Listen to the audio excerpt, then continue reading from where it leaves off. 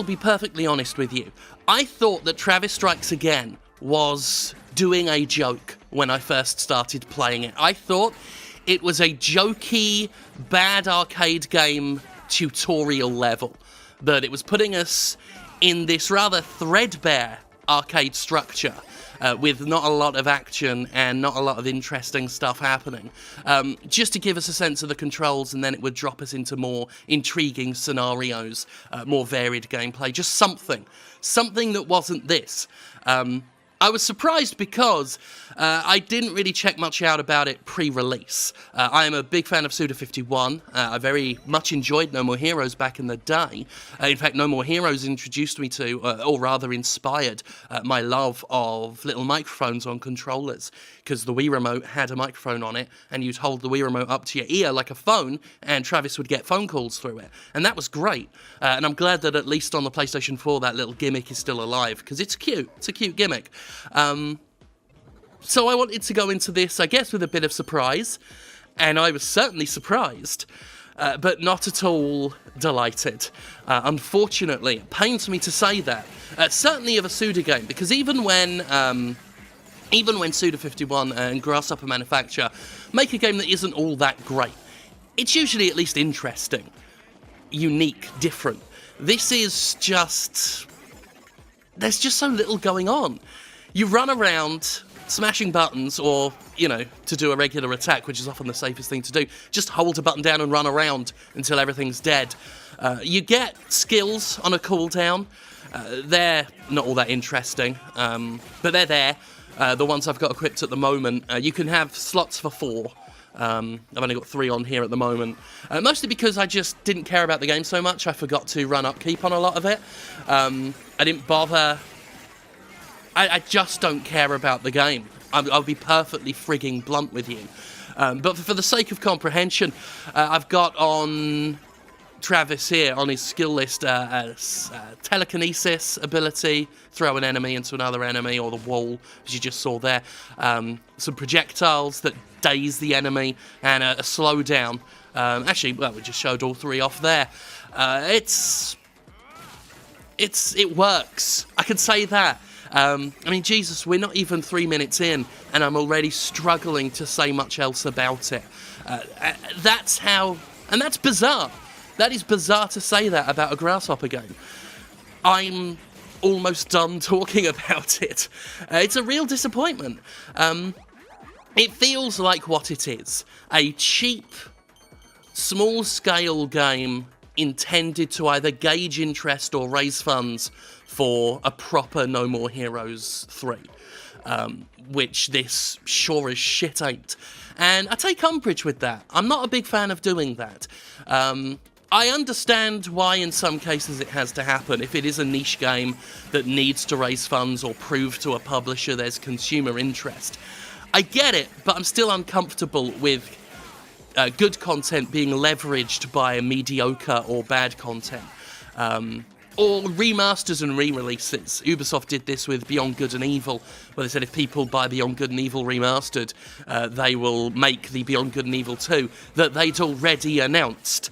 Although we saw how that turned out, because no matter how many people bought Beyond Good and Evil, they ain't getting a Beyond Good and Evil 2 like that, are they? People have been talking about the recently re-released Onimusha Warlords the same way, that they'll buy that to, prove that they want a proper new Onimusha game.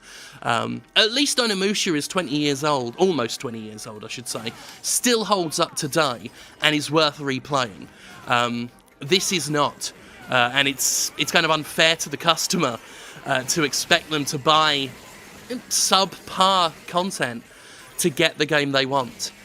Even if it's a necessity by the developer, which I don't know whether it is or not, but even if it is, it's still not fair to the customer. No one should feel the need to buy this. This is, outside of the leverage it's got, it's such an unnecessary game. Each level has its own gimmick. Every now and then you'll get something that breaks the monotony of the combat up, like a racing-style game or something like that. But for the most part, it is this, just a gimmick per level that is dragged out far too long, rendered tedious.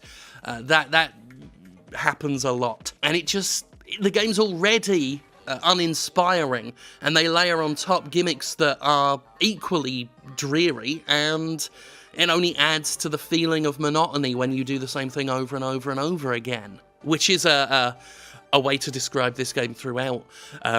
The text between before boss fights, like you're seeing here, between various combat sequences is obnoxious. I hate the noises that they've used instead of voice actors for most of it. There's a bit of voice acting, but a lot of it is just this, but a really, really bad sounding one. Some of that speak is okay. I don't mind it in something like Animal Crossing, but you can do it in a way where it just grates on the ears, and it grates on the ears here. But yeah, you'll see a boss in a minute, which the bosses are lengthy and they go through different phases, and they can be quite interesting. The doppelganger boss, not this one, but the doppelganger boss especially, is a highlight. The bosses are possibly the only highlight this game has. And even then, they're not brilliant. There are way better boss fights in dozens and dozens of other games. But yeah, that's it. That really is all I care to say about it. I mean, there's co-op. You can be Badman if you want. You can level up with an optional level system. The game, in fact, tells you that you don't have to level Travis up and make him stronger if you're a real gamer. But fuck you, Travis Strikes Again. Which, if I call it Travis Strikes Back at any point in the game, in the video, forgive me. I keep calling it that by accident. It's like when I called the Fist of the North Star game Paradise Lost. But fuck this game for that, because some games are worth getting good at, and some games are not. And this game is not. I don't care whether I'm good at this game or not. Probably not good at it at all. Sometimes I care about that in a game. I like to be as good at, certain action games as I can be. And then there are some games where I'm just like, I can't wait to stop playing it. And I waited about as long as playing enough to talk about it in a video. I don't care to stick with it. I don't care to improve at it.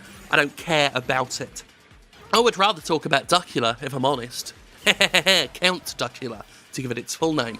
I was just rewatching some episodes the other night. I had a VHS as a kid with 2 France-themed episodes on it and 1 non-France-themed episode, just as a non sequitur. The one that was the Phantom of the Opera episode, which is brilliant. Still funny just because of the Phantom himself and the way he talks. You foiled me plans! And there's one where Nanny is going around painting the Eiffel Tower pink and putting bows on it. Inspector Migraine is trying to apprehend her. And then the other episode was Dr. Goosewing and Mr. Duck, where Victor von Goosewing, the antagonist of Duckula, put something in Duckula's milk that turns him into an actual vampire instead of vegetarian.